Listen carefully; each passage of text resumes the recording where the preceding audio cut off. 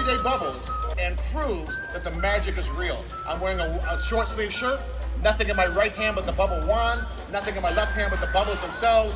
Let me prove that they're real bubbles first. And you want to have this camera ready. Watch this. I blow the bubbles into the air. A couple of them out there, and 1, 2, 3. It actually turns into a solid glass bubble that you saw me pull right out of the air. Now, if I take the glass bubble, could you stand up? Yes. This is Zora, she'll be one of my assistants today. If I take the glass bubble and I put it into my hand, all I want you to do is blow on the hand. Well, if it was a real bubble, it would pop and disappear. Let's give Zora a big round of applause. Thank you. Woo! Now I know because most of you are tennis players, as am I, it really helps to be a magician and a tennis player. Let me show you what happened last week. Last week, I went to play tennis with a friend of mine. I reached into my pocket, and instead of finding tennis balls, all I found was this beautiful yellow handkerchief. Now that works for me as a magician, but for most of you, even if you get 2 bounces, this is not gonna work. So I grabbed something that resembled a can of tennis balls, but you can see through it. I put this right inside here, almost filling the whole thing. I grabbed an empty container. Let me show you this way. I grabbed an empty container, put it over the yellow handkerchief, and I said, magic, magic, magic. And the cool thing is, once you have tennis balls, you're very lucky. You can do it anytime you need magic. Thank you very much. It helps to be a magician. I have number 1, 2, 3, 4, 5. Some of Harold's friends may have went to Michigan, so I didn't want to count too much higher. You understand? I can say that because I also went to Michigan. But on the back of these, on the back of every one of these cards is a nice sentiment that we would say at any occasion over the year. I want every one of you to think of a number, 1, 2, 3, 4, or 5. I'm going to call on one of you that I've never met. Only one of these makes sense for today, and we'll see if somehow we knew exactly what it was. The young lady in the yellow top right here in front of me, what is your name? Marianne, name one number, 1, 2, 3, 4, or 5. 4. Do you want to keep number 4 or change your mind? If I take out card number 4, I show you number 1 said Happy New Year. We're way off. Number 2 said Happy Mother's Day. Closer, but about a month ago. Number 3, Happy Halloween. Number 5, Happy 4th of July. Only number 4 said Happy Birthday. The exact reason we are here. Let's give Harold a big happy birthday. Thank you.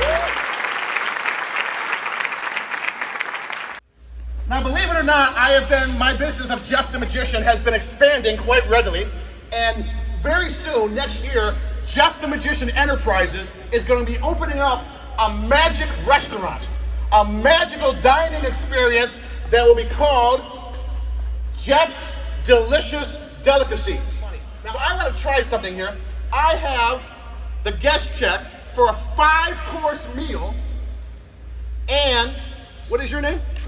Brendan, we're going to have 5 courses read to you, and if you don't mind, I'm going to have you kind of stand right here, and course 1, you're going to write down course 2, course 3, and then they're going to whoever it is going to tell you the price. Write the price of each course right there, and we'll have someone help you add it up. Does anybody have a calculator on their phone that they can help with? Okay, you're going to do double duty? That's fine. And raise your hand if you are a foodie. You love to eat. Anybody here? Come on down. Give her a round of applause. Woo! Normally I say, but please hurry, but I won't today. And what is your name? Becky. Give Becky a big round of applause. Becky, I'm going to have you stand right here. This is a 12-course menu for Jeff's Delicious Delicacies. You're going to be the eyes of the audience.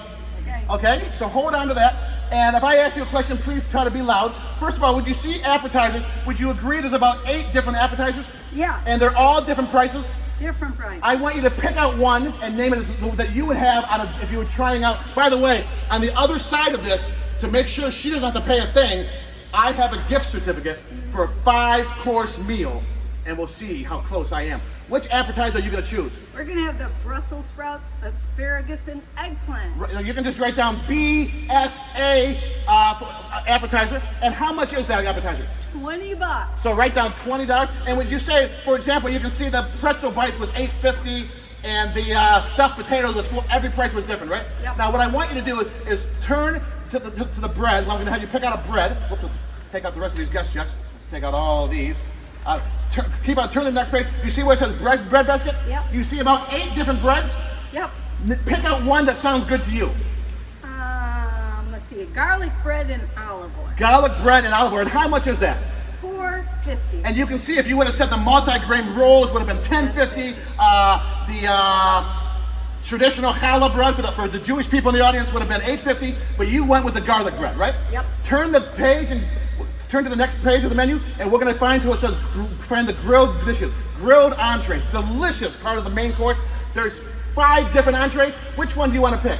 Well, vegetarian, but there's no veggie option. Not yet, but this is just our first year. Okay, so we'll have to go with the filet then. Filet mignon, and how much is that? That is $40. $40. But again, if you would have picked the charbroiled ribeye, it would have been $32, and other options as well, right? We like the top of the line. Of course, that's why we picked you. Now, turn the page again. We're going to keep going until you find some desserts. Cakes and pies. And Keep going there, and it says, what does that say? Fine desserts. Fine dessert. Pick out one of those desserts. Well, we've just had a pretty serious meal. I like the way she thinks. We could go for the assortment of fresh fruit, but that sounds so bland. Okay.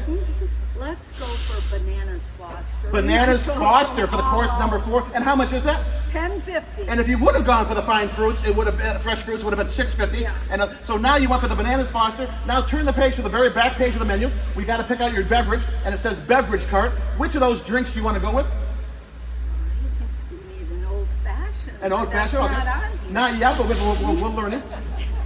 Okay, we're going to go with an Arnold Palmer. Arnold Palmer, going from tennis to golf, but that's okay. Yeah. And how much is that? $4.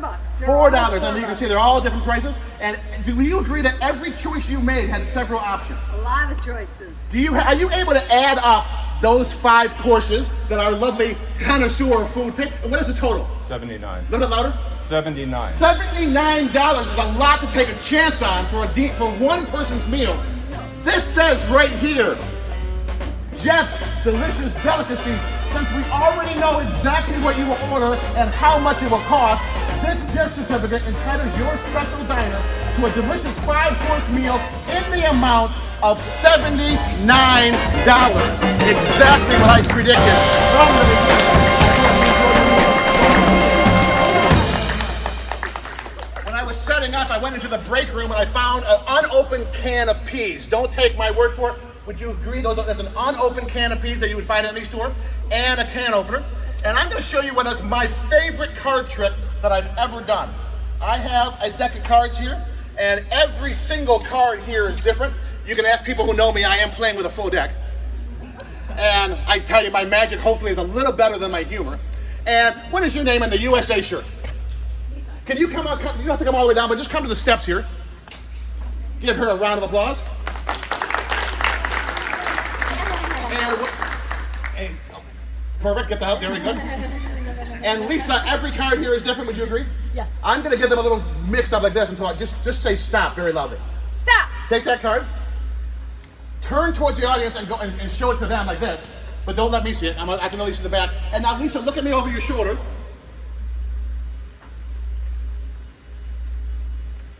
Let me just check something. I just want to make sure this won't work very well if you pick the Joker, and it doesn't look like you did pick a Joker. Look at me over your shoulder. Take the card like this and tear it in half right down the middle. Right down the middle. Tear it right down the middle. Yep, tear it right down the middle, completely in your mind. Oh, no, I'm kidding. Now, take the 2 pieces, turn them sideways like this. Tear it again, giving you 4 pieces. And now here's the part, this is why I picked it, because of the muscles. Put them on top of each other and tear it again to give you 8 pieces. Try this at home, it's not easy. Not easy to do. Perfect. And now put them all on top of each other. And I have an empty baggie. Put them inside this bag. This way? Yeah, so they can't be seen. And we're gonna mix them up. And do me a favor, just hold on to one corner, but don't let me see which one it is. And I'm gonna put these in an empty red container, just like this. And it has a top, which allows you to see through. You can see the baggie through there, and I'll put this right here. Now, the whole time I've been doing this, you have had a can of peas that is sealed. You also have a can opener. Yes. I know a lot of today's young people don't know how to work a can opener anymore, but hopefully I picked the smart one. Good. We have 7 pieces of a card in here because you have one that you tore yourself and you picked yourself. We have a can of peas. Not really sure how this is gonna make a connection, but when I count to 3, everybody say switcheroo. But while you're saying switcheroo, keep one eye on the can of peas, keep the other eye on the red container. Here's an anatomical fact that they teach at medical school. The reason human beings have 2 eyes is to watch a magic show. One eye here, one eye there. On the count of 3, switch, switch, switcheroo. 1, 2, 3, switch, switch, switcheroo. Did anything happen over there? No. Let's find out. If I take this off, we've got the bag. That looks like a bag full of peas. That is really strange. Very carefully with the can opener. Will you open up the can that you have been holding from the beginning? Yes, sir. We stayed apart because of social distances.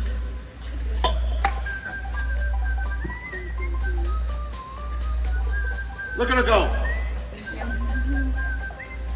And please do not cut yourself. That edge can be sharp. Take the little top off. Reach inside, and what do you got inside there?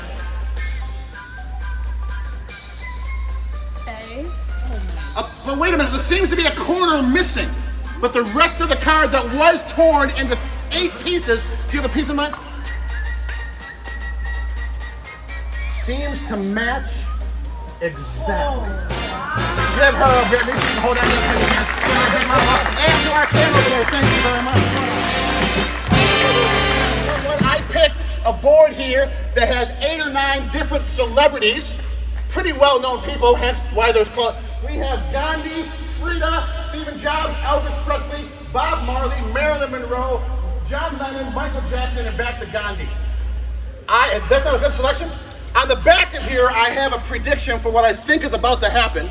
We're gonna do a little spelling in a minute, but I'm gonna have the gentleman in the red shirt. Can you just yell out one of these selections? Reddish, green, reddish. Bob Marley. Now, if we spell the word Marley from Bob Marley, we get M-A-R-L-E-Y. Who did we come to? That's John Lennon, would you agree? John Lennon. I believe he was one of the Beatles, am I right? Now, if I turn this around and I had a prediction of John Lennon, would you guys be amazed? Now, keep in mind, it is a prediction, but it's a 2022 prediction. It's a QR code. Who's got a camera? You can either use your camera or a QR reader. I'm curious if you did it from your phone. I'm very glad you invited this guy. He's been very influential in the show. He's very good. You can do it from here, or we can. Oh, should be big enough so that you can do it. Yeah. And I'm getting French's man today. It's John Lennon. show it that way. John Lennon. Now, if you don't, a lot of people don't believe in these QR codes. So this is what I say. Watch this. 1, 2, 3. It actually turns into John Lennon by magic. Give him a big round of applause. Thank you.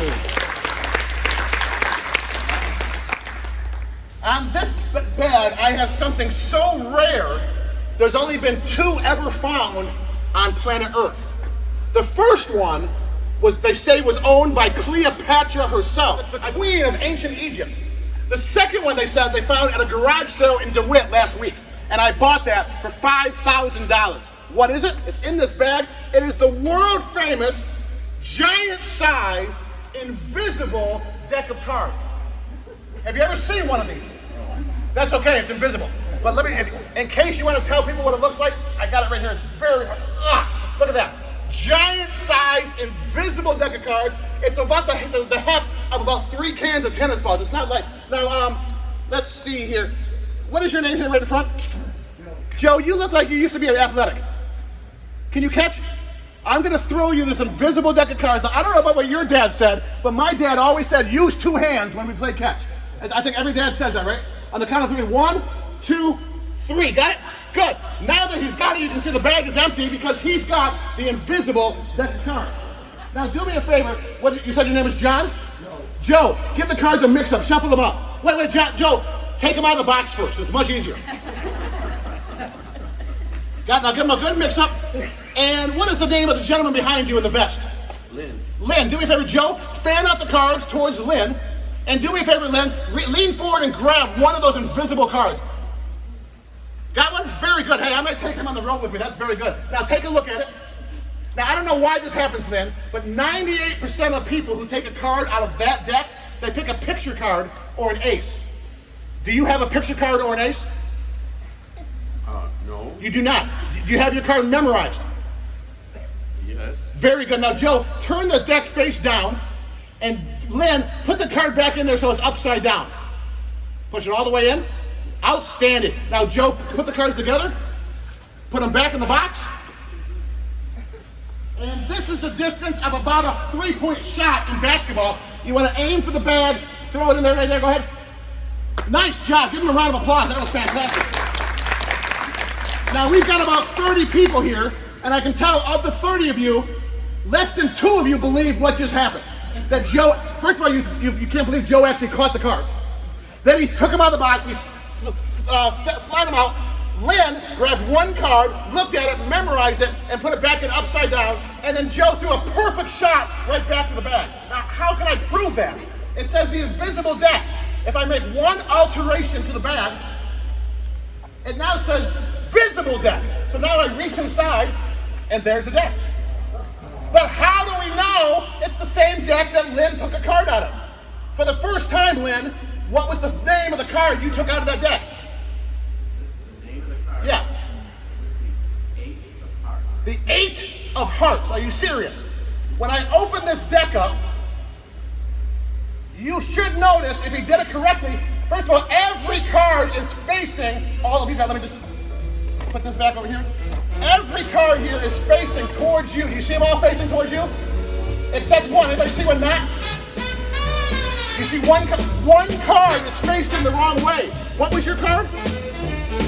You've got to be amazed. If this one card was the 8 of hearts, would that be amazing? Well, that's why Harold Hyde, it's exactly the card that he said, give Lynn and Joe a big. Please raise your hand if in your wallet or your nearby purse you have at least 3 or 4 $1 bills. Don't worry, you'll get them back. $1 bills. I just need one person to have 3 or 4 of them.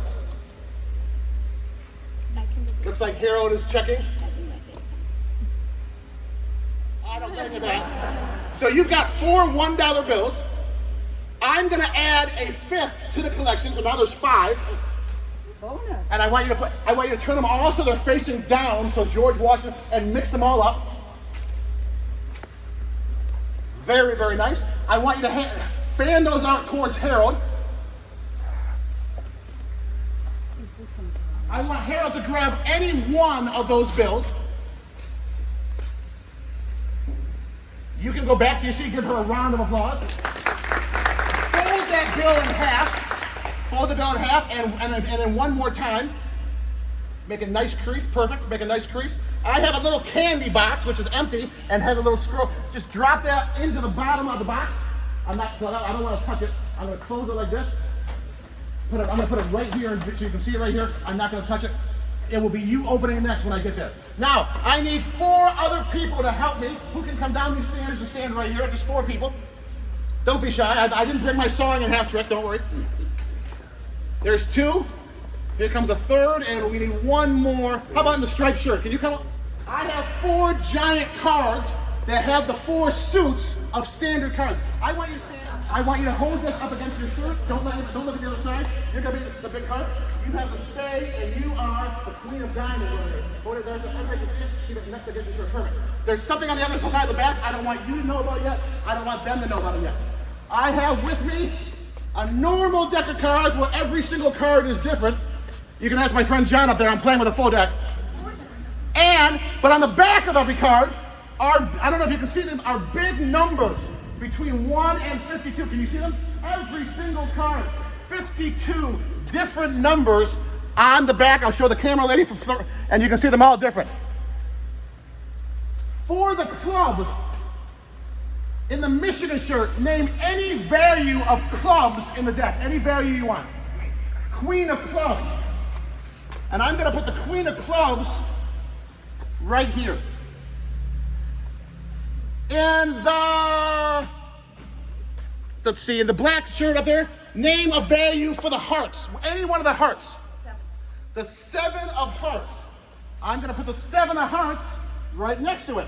Halfway there. Now we've got the spade and the blue and white striped shirt. Young lady, what is name any value of one of the 13 spades?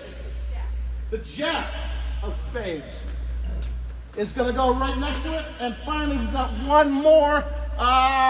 The young lady on the blue shirt in the back row. Name a number of value, actually the one next to you. One of the diamonds, any one of the diamonds. The 9 of diamonds, very interesting. Okay, now before we do that, there's 4 cards there. That means there's 48 cards here that are not in use. That means there's 12 of each suit that is not in use. Does anybody want to change to a different value? Let's find out what we have. On the back of the Queen of Clubs is the number 27. On the back of the 7 of Hearts is a 48. On the back of the Jack of Spades is a 22. And on the 9 of Diamonds is a 16. By the way, if you would have picked a different heart, the 3 would have been the number 13, just to show you. If someone would have picked the 7 of Spades, that would have been the number 6, just to show you everything. If someone would have picked a different diamond, how about the King of Diamonds, would have been the number 50 and so on. But those are the 4. We have those numbers: 27, 48, 22, and 16. When you turn around the club, the picture, and show, we have a 27. Turn around the heart. We have a 48. Turn around the spade. We have a 22. And finally, we have a 16. That is amazing. But wait. Before this started, our lovely restaurant fan took out $4 or $5 bills. I added 1, she mixed them up, and Harold grabbed 1, folded it, and it's been there the whole time. Can you stand up, Harold? Slide open the candy dish top, and take out the dollar bill that has been there the whole time. Unfold the dollar bill, and as you know, every bill has a serial number, and no 2 bills in the universe had the same serial number. Now, before you read anything, all this information came to me last night in the middle of a dream I call my premonition. There's a letter in the front and the back of the serial number. I want you to ignore that, but very loudly, what is the serial number? 27482216. Wow. But remember I said to ignore the numbers, the letters in the front. Out of curiosity, what was the first letter? F. F as in Frank? And what was the last letter? D as in David. That was my premonition. Thank you very, very much.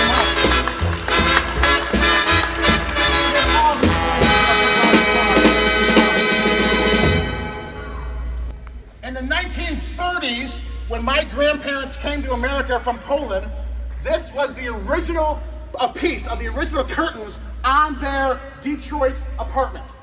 They've been long gone, but I still remember them on every show, and especially when I have fine people in the 80s, not quite 90s yet, it makes me think of how special these people are and how I'm honored I am to be here. So I have these with me. But I also found 2 colors here, red and white. I have a white handkerchief and a red handkerchief, and I'm gonna close up this bag on Velcro, just like that. It forms a little pocket, stay. And I'm gonna put the white handkerchief inside, in between these pieces right here, and the red. Push them all the way down, just like that. Now, I was trying to come up with different things that tennis and Harold have in common. Okay? He looks good in yellow. Looks good in all colors. But the thing that I came up with is the word love. Now, in tennis, we know love is not what you want to have. It does mean nothing. But there's nothing we're not going to keep from Harold today. But love really shows what Harold is, because look at all you're here.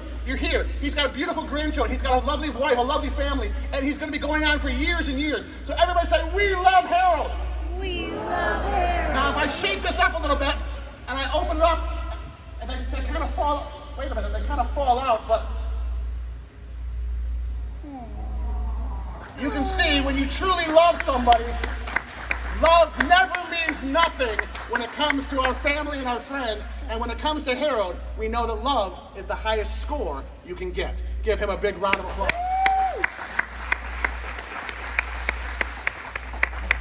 And finally, standing in for Harold again, I'm going to have his lovely granddaughter Zora.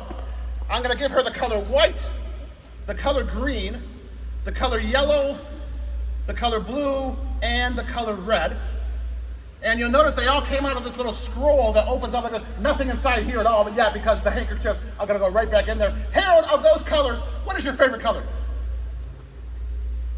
Green. We're here at Michigan State, you better say green. That's very smart, good. We put the green one in the tube, and of course we know now the tube is no longer empty. What's your second favorite color? White. Picked a very smart man. Most people that don't live as long as 89 without being that smart. Green, what's your next favorite? Yellow. We won't call it maize. Let's have that guy down there, Robo. We got yellow. Next favorite color? Blue. Blue goes in there. And finally, the color red makes this tube pretty overflowing. Fill the whole tube with all these bright colors. Everybody say, happy birthday, Harold! Happy birthday, Harold! Everybody say, we love Harold! We love Harold!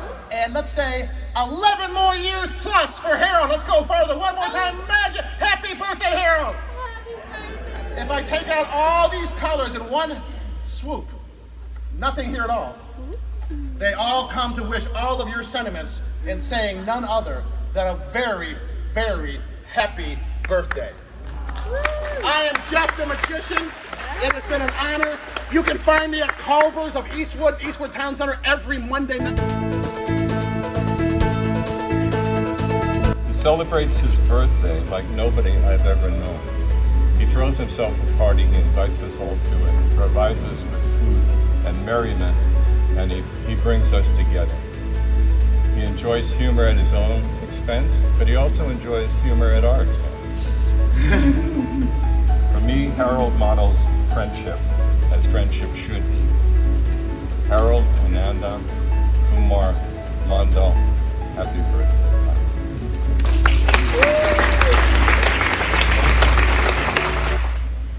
Brendan asked us to remember the first time we ever played with Harold, and I knew the first time I ever played with Harold that he was a very, very giving, sharing person, because every time at the net, when a beautiful lob would go right over his head, he would look at me and say, yours. Harold also is the embodiment of a great tennis term. Love is one of them, but another one is service. And he who serves best is the ultimate champion, and that is Harold. But the most important indicator of how astute he is, how insightful he is, how wise he is he picked a Penn Stater for a wife. Happy birthday, Harold, and I'm sure there's others who have things to say. It's called The Giving Tree. And like the book by Shel Silverstein, Harold gives his all to everything he does. His myriad talents and skills far beyond playing tennis, playing really good tennis. He is a world-renowned filmmaker. I don't know if you know that. He's also a philanthropist, a teacher, and an eager supporter of young girls who are expressing their own creative talents at a school as far away as India. He offers his talents to other people in so many ways. Like the Giving Tree, he goes on and on and on in giving. Harold encourages and enables other people to reach their own goals, including getting the ball over the net. What I've learned from you, Harold, is no matter how seriously we focus on playing the game, sportsmanship is to be valued above everything else. You are a true gentleman. You don't intimidate people. You don't even scare me. And I'm glad about that. You're the epitome of being an open, kind, thoughtful, and generous human being. So here's to you, Harold. happy birthday, and may the roots of your giving tree always run deep. And may you continue to give the generosity of your branches for many, many years to come. On your Facebook page, there is one photo of you. One photo. It's like you're a vampire. You show up in photos. So I used that photo. And as I worked on it, I got to thinking, it doesn't really look a lot like you. It looked more like Ron Howard. But then I thought Harold is a videographer, a video producer. Maybe he is Ron Howard. The more I looked at this, the more I thought it doesn't really look like Harold. It could even be Larry David. And if it looks like Larry David, then it might be Bernie Sanders. And then I started to think, it could be me. And the more I think about this, the more I think that, like babies, all us old guys start to look alike.